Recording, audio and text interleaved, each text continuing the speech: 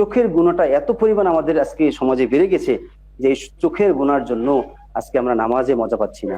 যে আমার মনে হয় যে আগামী বুধবার, বৃহস্পতিবার এবং শুক্রবার এই 3 দিন চরমনাইয়ের ময়দানের ভিতরে যে লক্ষাধিক লোকের জমায়েত হবে, এই লক্ষাধিক লোকের জমায়েত আর দেশ তো দূরের কথা, সারা বহির্বিশ্বে আমার মনে হয় এত লোক কিন্তু সমাগম জমা হবে না।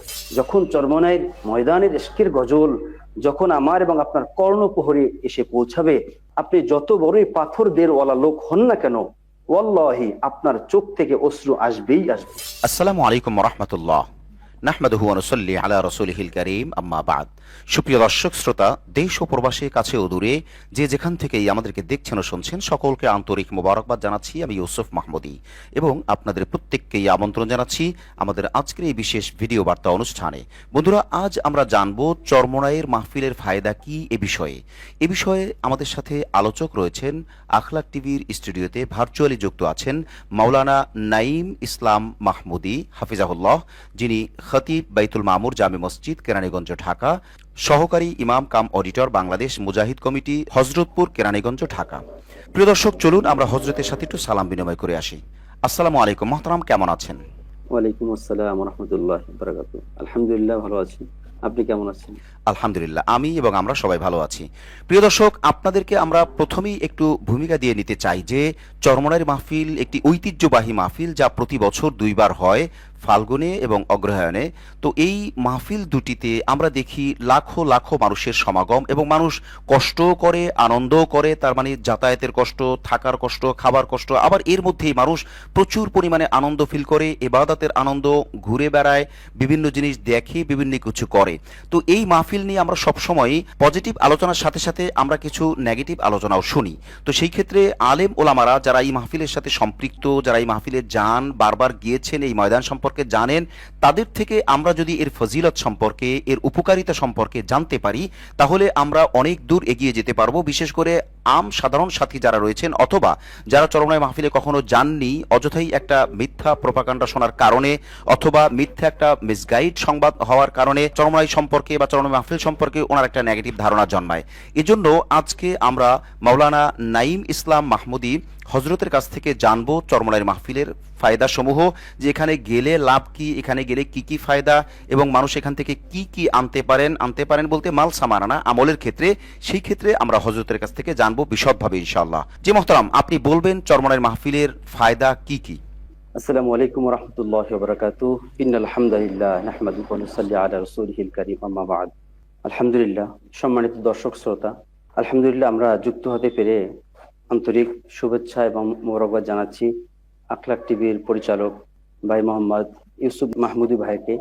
আল্লাহ সুবহানাহু ওয়া তাআলা ওনার এলেম, আমল এবং সর্বদিক থেকে আল্লাহ যেন বরকত দান করে, এবং তার দ্বারা যে দিনের কাজগুলো হচ্ছে, আল্লাহ সুবহানাহু ওয়া তাআলা আরো এই দিনের কাজগুলো যেন আরো ত্বরান্বিত হয়, এই আশা ইনশাআল্লাহ তাআলা আল্লাহর কাছে দোয়া রাখি। আল্লাহ সুবহানাহু ওয়া তাআলা যেন তার কাছ থেকে অনেক রকমের দিনের কাজ আল্লাহ সুবহানাহু ওয়া তাআলা আঞ্জাম দেওয়ার তৌফিক দান করে।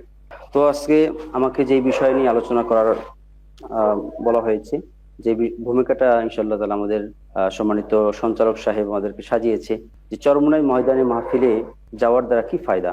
আসলে আমি এর আগে একটি শের বলতে চাই, যে শায়ের বলে, মিটা দো আপনি হাস্তি কো আগার কুছ মর্তবা চাহো, কেদা না খা কেমি মিলকর গুলি গুলজার হতা হয়। যদি আপনার আমৃত্যুকে আপনি মিটাইতে না পারেন, তাহলে আপনার দ্বারা কিছুই হবে না।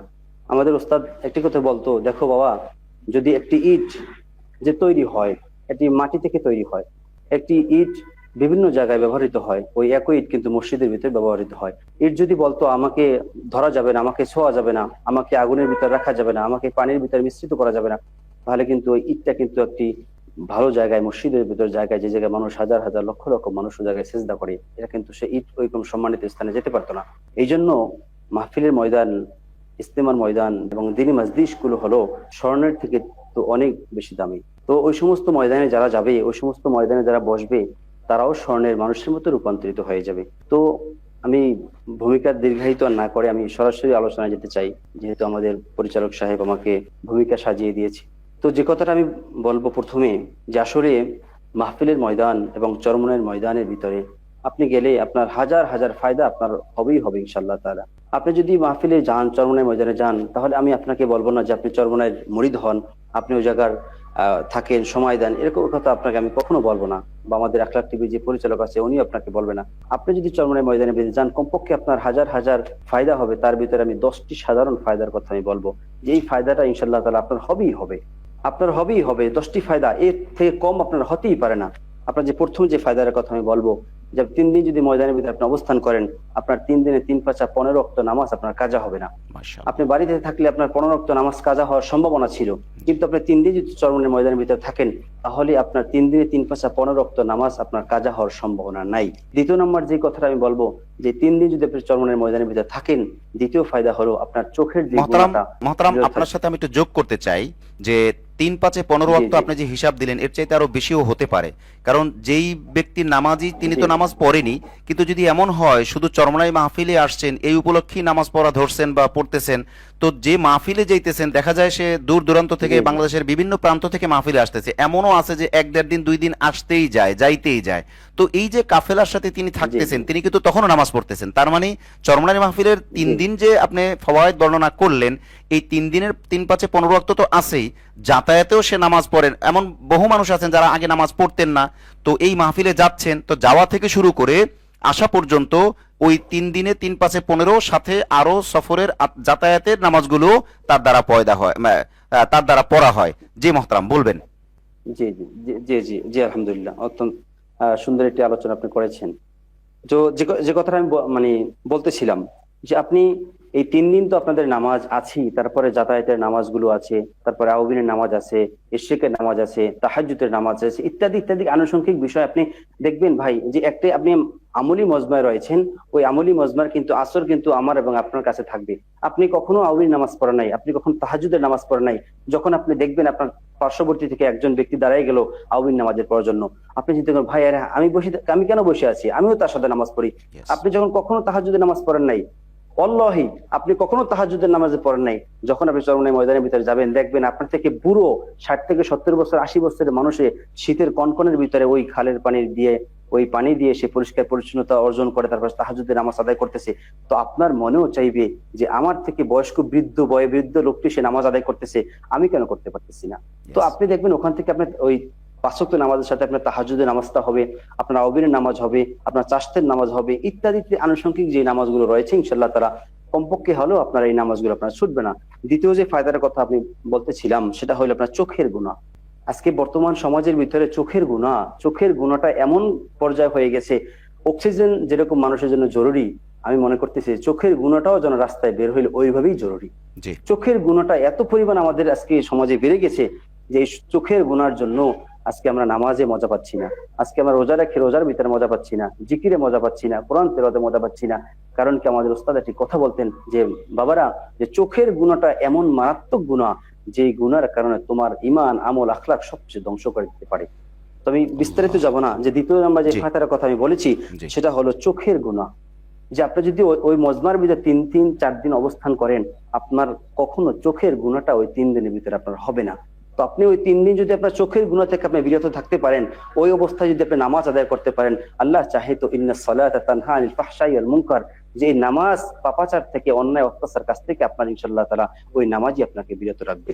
ইনশাআল্লাহ। 3 নম্বর যে ফায়দার কথা আমি বলবো সেটা হলো জিকির আপনার কাজা হবে না। অর্থাৎ সকাল সন্ধ্যা আপনার জিকির আপনি যদি নাও করতে চান, দেখবেন আপনার পাশে বসে একজন জিকির করতেছে, আপনার পাশে বসে একজন সুবহানাল্লাহ বলতেছে, আপনিও বলবেন কেন আমি সুবহানাল্লাহ পড়বো না? আমি তো শুনছি যে ব্যক্তি মান ক্বালা সুবহানাল্লাহ, যে ব্যক্তি সুবহানাল্লাহ পড়বে সেই ব্যক্তি আসমান এবং জমিনের মধ্যবর্তী জায়গার ভিতরে যত ফাঁকা জায়গা রয়েছে সমস্ত জায়গার ভিতরে আল্লাহ সুবহানাহু ওয়া তাআলা নেকি দেয়, ভরপুর করে দেয়। তো আমার পাশে বসে এক ভাই জিকির করতেছে আর আমি পাশে বসে বসে থাকবো, আমি ঘুমাবো? এটা তো হতে পারে না। তো দেখবেন আবার 3 নম্বর ফায়দা হলো এটা, আপনি সকাল সন্ধ্যা আপনার কাছ থেকে জিকিরের আমলটা আপনার ছুটবে না। জি জি মুহতারাম, 4 নম্বর যে ফায়দাটা আমাদের হবে সে ফায়দাটা হলো কোরআন তেলাওয়াত শোনা। অনেক আছে আমরা কোরআন তেলাওয়াত করতে পারি না, কোরআন তেলাওয়াত করতে পারি না, আল্লাহ সুবহানাহু ওয়া তাআলার কালাম আমরা পড়তে পারি না। এই কালামের ভিতরে কত মধু এবং কত সুর, কত কথা, কত প্রেম, কত ভালোবাসা, আল্লাহ সুবহানাহু ওয়া তাআলা এই মহাগ্রন্থ আল কোরআনের ভিতরে নাজিল করেছে, এগুলো যারা না পড়বে না বুঝবে তারা কখনো ইনশাআল্লাহ তাআলা এগুলো বুঝতে পারবে না। জি। তো আমি যে 4 নম্বর ফায়দাটা কোট করেছি যে আপনার সকাল সন্ধ্যা সূরা হাসর থেকে শুরু করে আপনি অনেক আয়াতগুলো আপনি শুনতে পাবেন। তো আপনার ওই মজমা থেকে আপনি আজম বিল জজম করে আসতে পারেন, হায় আমার মতো একজন শিশু বাচ্চা, আমার মতো একজন যুবক ভাই, আমার মতো একজন বৃদ্ধ মানুষ সে কোরআন তেলাওয়াত করতেছে, এত সুন্দর সুমধুর কণ্ঠে সে কোরআন তেলাওয়াত করতে পারতেছে, তো আমারও তো কোরআন শেখা দরকার। তো হতে পারে ওই মজমা থেকে আপনি আজম বিল জজম করে আসবেন যে আমি আগামীকালকে থেকে বাড়িতে গিয়ে আমিও কোরআন শিক্ষা করার জন্য আমি প্রচেষ্টা মাশাআল্লাহ, চালিয়ে যাব। মাশাআল্লাহ। 5 নম্বর যে ফায়দাটা আমি কথা বলবো সেটা হলো তাকবীরে উলা। তাকবীরে উলার ফায়দাটা, আপনি ওই মজমার ভিতরে যে যে কয়দিন থাকবেন, আপনার তো আর কোনো কাজ নাই, আপনার কাজ হলো বয়ান শোনা, আপনার কাজ হলো নামাজ পড়া, আপনার কাজ হলো জিকির করা। তো এর করতে গিয়ে তো আপনার তাকবীরে উলার ছোটার কোনো প্রশ্নই আসে না। আপনি নামাজের জন্য যখন আজান দেওয়া হবে, পরিমাণ মতো সময় দেওয়া হবে, আপনি এর মাঝে আলহামদুলিল্লাহ আপনি ওযু ইস্তেঞ্জা সেরে আপনি নামাজের জন্য আসতে পারবেন এবং তাকবীরে উলার সহিত আপনি নামাজ আদায় করতে পারবেন। তাকবীরে উলার ফজিলত কি? তাকবীরে উলার ফজিলত, যে ব্যক্তি ইমাম নামাজ আদায় করার সময় আল্লাহু আকবার বলার পরে যখন তাকবীরে উলার সাথে সাথে যদি কোনো ব্যক্তি সে ইমামের সাথে নামাজ আদায় করে, তাহলে সর্বশেষ এবং সর্বকম যদি কোনো ব্যক্তির আমলনামায় নেকি যোগ হয়, তারপর একটি উট সজ্জা করার সওয়াব আল্লাহ সুবহানাহু ওয়া তাআলা তার আমলনামায় দান করে দেয়। তো এরকম আপনার অনেক ফায়দা রয়েছে। 6 নম্বর যে ফায়দার কথা বলবো সেটা হলো বৃহৎ জামাতের কাতারে আপনার নামাজ আদায় হবে। যে আমার মনে হয় যে আগামী বুধবার, বৃহস্পতিবার এবং শুক্রবার এই 3 দিন চরমনাইয়ের ময়দানের ভিতরে যে লক্ষাধিক লোকের জমায়েত হবে, এই লক্ষাধিক লোকের জমায়েত আর দেশ তো দূরের কথা, সারা বহির্বিশ্বে আমার মনে হয় এত লোক কিন্তু সমাগম জমা হবে না। তো হাদিসের ভিতরে আছে যে ওই কাতারের নামাজ উত্তম যেই কাতার 1-এর অধিক হয়, ওই কাতারের নামাজ উত্তম 2-এর অধিক হয়। এমনি এমনি ভাবে যেই নামাজের কাতারের লোক জনসংখ্যা বেশি হয়, মুসল্লি বেশি হয়, ওই জামাতের সওয়াবটা কিন্তু অত বেশি হয়। 7 নম্বর যে আমি কোটটা করেছি, 7 নম্বর যে ফায়দার কথা বলবো সেটা হলো আলেমদের সান্নিধ্যে সাক্ষাৎ। আপনার আপনি ওই জায়গায় যাবেন, দেখবেন হাজার হাজার লক্ষ লক্ষ ওলামায়ে কেরাম ওখানে বসে আছে। আমি যখন মোহতারামাকে ছোট্ট একটি কথা বলি, আমি যখন চরমনাইয়ের ময়দানে 2006 অথবা 7 সালে প্রথম যাই, তখন আমাদের থানার যে ইসলামী আন্দোলনের পক্ষ থেকে হাত পাকা প্রতীকী নিয়ে যে ব্যক্তি দাঁড়িয়েছিল, হযরত মাওলানা মুফতি হেদায়েতুল্লাহ আজাদী সাহেব, উনি দাঁড়িয়েছিল। তো আমি আমার চাচার সাথে এবং ভাইয়ের সাথে আমি গিয়েছিলাম, সময় আমি ছোট ছিলাম। তো আমি দেখলাম যে উনি আমাদের থানার এমপি এবং আমাদের থানায় ভালো ওনার নাম ডাক আছে। উনিও, আমরাও যেখানে বসা দেখি উনিও সেখানেই বসা, ওই ময়দানের ভিতরে বসা, কাদার উপরে বসা, বালির উপরে বসা, ওইখানে বসে বসে উনি বয়ান শুনতেছে। উনি যে একজন আলেম, উনি যে একজন এমপি প্রার্থী, এরকম কিন্তু আমিত্ব ভাব ওনার ভিতরে আমি দেখি নাই। তো ওখান থেকে আমি যে জিনিসটা বুঝতে পারলাম, আপনি দেখবেন হাজার হাজার তলবে এলেম, হাজার হাজার ওলামায়ে কেরাম ওই মজমার ভিতরে আছে। এই হাজার হাজার ওলামায়ে কেরামদের মজমার ভিতরে আপনিও শামিল হতে পারবেন এবং তাদের সাথে সাক্ষাৎ করতে পারবেন। 8 নম্বর যে ফায়দার আমি কথা বলবো সেটা হলো আমলের তরবিয়াত।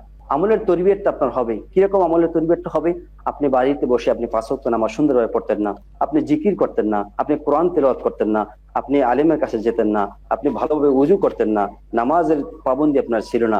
যখন আপনি 3-4টা দিন ও জায়গায় প্রশিক্ষণ নিয়ে আপনি বাড়িতে যখন আসবেন, তখন আর আপনার মনে চাইবে না যে আমি আর নামাজকে ছেড়ে দিই। তো এই আমলের তারবিয়তটা আমি আশা করি ওখান থেকে আপনাদের ফায়দা হবে। 9 নম্বর যে কথাটা আমি বলবো সেটা হলো জান্নাতে যাওয়ার আগ্রহ।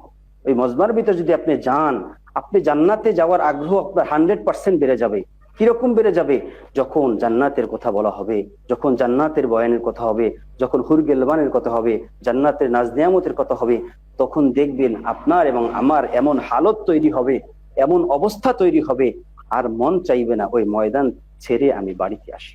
10 নম্বর যে ফায়দার কথাটা আমি বলবো সেটা হলো, সর্বশেষ যে কথাটা আমি বলে শেষ করব সেটা হলো জাহান্নামের আযাবের প্রতি আমার এবং আপনার কঠোর হয়ে যাব। জাহান্নামের আযাবের ভয়াবহতা আমার দিলের ভিতরে চলে আসবে। কিভাবে চলে আসবে? যখন সন্ধ্যার পরে বা মাগরিবের পরে যখন ইশকের গজল বলা হবে, যখন চরমনাইয়ের ময়দানের ইশকের গজল যখন আমার এবং আপনার কর্ণপ্রহরে এসে পৌঁছাবে, আপনি যত বড়ই পাথর দেরওয়ালা লোক হন না কেন, ওয়াল্লাহি আপনার চোখ থেকে অশ্রু আসবেই আসবে, আসবেই আসবে। আমি তো মনে করি, আমি নিজে মনে করি একজন মানুষ পরিবর্তন হওয়ার জন্য একটি ইশকের গজলই যথেষ্ট। এই জন্য আমি যে 10টি ফায়দার কথা বললাম, সর্বশেষ যে ফায়দাটা আমি বলে শেষ করলাম সেটা হলো জাহান্নামের আযাবের প্রতি ভয় এবং ডর আমাদের বেড়ে যাবে। কিরকম বেড়ে যাবে? যখন শায়েখে ফয়জুল করিম দামাত বারকাতুহুম এবং রেজাউল করিম ফিশা হুজুর দামাত বারকাতুহুম আলিয়া, ওনারা যখন এই ইশকের বয়ানের সাথে সাথে যখন জাহান্নামের আযাবের কথা, জাহান্নামের ভয়াবহতার কথা, জাহান্নামের কি পরিমাণে আযাব গজবের কথা যখন ওনারা পাই টু পাই একের পর এক যখন আমার এবং আপনার কাছে যখন বিস্তারিত আলোচনা করবেন, তারপরে আমি এবং আপনি যত বড় কঠিন দের ওরা লোক হই না কেন, ওই জাহান্নামের ভয় আমার এবং আপনার অন্তরের ভিতরে আসবেই আসবে। এই জন্য আমি অনেক ফায়দা আছে, তার ভিতর থেকে আমার ক্ষুদ্র জ্ঞানে আমি এই 10টি ফায়দা আমি বের করেছি। তো আল্লাহ চাহে তো আপনারা সকলে ইনশাআল্লাহ তারা চরমনের ময়দানের ভিতরে যেতে পারেন, সময় দিতে পারেন। আপনার গুনাহ তো হবেই না, বরং হাজার হাজার ফায়দা নিয়ে আমি এবং আপনি বাড়িতে ইনশাআল্লাহ আসতে পারবো। মাশাআল্লাহ, জি মাশাআল্লাহ, চমৎকার বললেন। আল্লাহ পাক মাওলানা নাঈম ইসলাম মাহমুদী হযরত, আল্লাহ পাক আপনার হেলেমে হায়াতে বারাকা দান করুন। আমরা আখলাক টিভি পরিবারের পক্ষ থেকে, আমাদের দর্শক শ্রোতাদের পক্ষ থেকে আপনাকে অসংখ্য ধন্যবাদ ও মোবারকবাদ জানাই। প্রিয় দর্শক, চরমনাইয়ের মাহফিল সম্পর্কে হযরত যে 10টা ফায়দার কথা বললেন, যে 10টা ফাওয়ায়েদ বললেন, আমরা এটা তো জানবো, আমরা আরো দুনিয়াবিও অনেক ফাওয়ায়েদ পেতে পারি বা দুনিয়াবিও অনেক ফায়দা পেতে পারি। যেমন চরমনাই মাহফিল সম্পর্কে আমরা যারা বারবার গিয়েছি, জানি, তারা এটা বলতে পারবো যে দেখেন, ন্যাচারাল বিউটি একটা ব্যাপার, অর্থাৎ প্রাকৃতিক সৌন্দর্য দেখার যে বিষয়টা, অনেক মানুষ এমন আছে যারা গ্রাম্য পরিবেশ দেখে নাই। ওখানে আলহামদুলিল্লাহ গ্রাম্য পরিবেশ আপনি পাবেন, আপনি তাজা ফলমূল পাবেন, আপনি ডাব পাবেন, আরো বিভিন্ন কিছু পাবেন, নদীতে গোসল করতে পারবেন। এগুলো দুনিয়াবি ফায়দা। অনেক সময় হয় কি, মানুষ সফর করতে যায়, বিভিন্ন জায়গায় পিকনিকে যায়, বিভিন্ন জায়গায় যায় ন্যাচারাল বিউটি দেখার জন্য বা গ্রাম্য প্রাকৃতিক সৌন্দর্য দেখার জন্য, সেগুলো আপনি অটোমেটিকলি পেয়ে যাচ্ছেন এবং এগুলো আপনার সওয়াবের কাজ হয়ে যাবে। এরকম আরো বহুত ফজিলত ও ফায়দা রয়েছে, দুনিয়াবি আখিরাতের সব দিক মিলিয়ে আপনি চমৎকার একটি ফায়দা ওখানে গেলে, একটি বলতে একাধিক ফায়দা আপনি পেয়ে যাবেন। এবং এক্ষেত্রে আমরা আখলাক টিভি থেকে এতটুকু যোগ করতে চাই যে চরমনাইয়ের ময়দানটা বা চরমনাই দরবারটা অন্যান্য বড় যতগুলি মাহফিল রয়েছে বাংলাদেশে এবং বিশ্বব্যাপী বলা চলে, কারণ বাংলাদেশে মাহফিল বেশি, তো বাংলাদেশে যত বড় মাহফিল রয়েছে তার মধ্যে চরমনাই দরবারের মাহফিলটা অবশ্যই আলাদা, পরিচ্ছন্ন। সেখানে আপনি বাসি খাবার পাবেন না, শৃঙ্খলা ওয়াইজ সবকিছু চলে এবং স্বেচ্ছাসেবক যারা থাকেন তারা মানে জান প্রাণ দিয়ে নিজের থেকে সর্বোচ্চ সেবা দেবার চেষ্টা করেন। সব দিক মিলিয়ে আপনি সুন্দর একটা পরিবেশ পাবেন, সুন্দর একটা মাহফিল পাবেন, সুন্দর একটা জায়গায় আপনি দেখতে পারলেন এবং আমলের পরিবেশের কারণে আপনার মধ্যে আগ্রহ বা জজবা পয়দা হয়ে যাবে ইনশাআল্লাহ। আমরা আর সময় নিচ্ছি না, আমরা প্রিয় দর্শকদের জন্য আমরা মোহতারামের কাছে একটা বিষয় জানতে চাইবো যে চরমনাই মাহফিলে যাওয়ার জন্য মূলত সহজ পন্থা কি হতে পারে? জি আলহামদুলিল্লাহ, অত্যন্ত গুরুত্বপূর্ণ একটি প্রশ্ন করেছেন আমাদের ভাই। তো যে কথাটা আমি আমাদের মোহতারাম বলেছে, সহজ পন্থা সব থেকে, যদি আমরা ঢাকা থেকে যাই, ঢাকা থেকে যদি আমরা যে যুক্ত হতে চাই চরমনাই ময়দানে যাওয়ার জন্য, তাহলে সেক্ষেত্রে দুটি আমাদের পথ আছে। যেমন একটি পথ হলো সড়ক পথ, আর একটি পথ হলো নৌপথ। যদি আমরা আমাদের যদি সড়ক পথে অনেকের সফর করা বা সড়ক পথে যাওয়ার অনেকের শারীরিক সমস্যা থাকতে পারে, বিভিন্ন রকম সমস্যার সম্মুখীন হতে পারে, যদি সে ব্যক্তি, তার জন্য নৌপথ খোলা আছে। যেমন ঢাকা সদরঘাট থেকে একেবারে বরিশাল চরমনাইয়ের ময়দানেই সংলগ্ন ঘাট রয়েছে। আপনি ঢাকা সদরঘাট থেকে যে কোনো লঞ্চে চড়বেন এবং এখন আজ থেকে শুরু হয়ে গেছে, গতকালকে থেকে আমরা দেখলাম যে শত শত হাজার হাজার মানুষ ওখানে যাচ্ছে এবং শত শত লঞ্চ এখানে আপনাদের সারিবদ্ধভাবে রাখা হয়েছে। ওখানে গেলেই আপনাকে বলা হবে চরমনাই চরমনাই চরমনাই চরমনাই। তো আপনাকে এখান থেকে তুলে তারপর ইনশাআল্লাহ তাআলা আপনার চরমনাই ময়দানের সংলগ্নে লঞ্চে নামিয়ে দেওয়া হবে। লঞ্চে যে আমি ফায়দার একটা কথা বলবো ভাইয়ের সাথে অ্যাড করতে চাচ্ছি, সেটা হলো অনেকে আপনার নদী ভ্রমণের পিপাসু এবং অনেকে চাচ্ছেন যে আমরা জাহাজে ভ্রমণ করতে পারি না, বা আমরা কি বলেন সেন্ট মার্টিন যাওয়ার সময় জাহাজে ভ্রমণ করে, এবং আমাদের সর্ববৃহৎ যে আমরা জাহাজটার কথা জানি সেটা হলো টাইটানিক। অনেক কিন্তু টাইটানিক আমরা কথা শুনেছি, কিন্তু টাইটানিকের আমরা ফায়দা দেখি নাই। যদি আমি আপনাদেরকে বলবো, যদি আপনি টাইটানিকের স্বাদ নিতে চান তাহলে আপনি চরমনাই যান, এবং সুন্দরবন আছে, আপনার পারাবত লঞ্চ আছে, এই বড় বড় লঞ্চের ভিতরে যদি আপনি যান তাহলে ইনশাআল্লাহ তাআলা অল্প কিছু হলো আপনার টাইটানিকের স্বাদ নিতে পারবেন।